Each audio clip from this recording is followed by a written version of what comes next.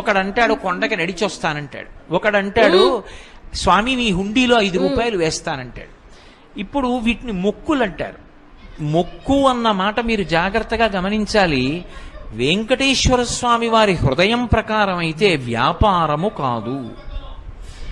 అది పాపము వలన దుఃఖం వస్తోందని వాడు తెలుసుకోవాలి. తెలుసుకుని పిలిచావు పరమేశ్వరుణ్ణి. ఆయన ఏం చేస్తాడు? నేను ఆదుకోకపోతే ఎవరు ఆదుకుంటారు లక్ష్మి? అందుకుని ఉంటాను ఈ కలియుగంలో వెంకటాచలం మీద. ఎవడు ఎక్కడ ఎంత మౌనంగా లోపల లోపల పిలిచినా నాకు వినపడుతుంది. నేను వింటాను, వాణ్ణి ఉద్ధరిస్తాను ఆపదలోంచి. వాడు నా మొక్కు తీరుస్తాడు. ఆ డబ్బు పట్టుకొచ్చి నా హుండీలో వేస్తాడు. నేనేం చేస్తానో తెలుసా? పరమధర్మాత్ముడు నన్ను చూడకుండా ఉండలేక, నాన్నగారిని చూడకుండా ఉండలేక వచ్చినటువంటి కొడుకులా, నన్ను చూడకుండా ఉండలేక వచ్చినటువంటి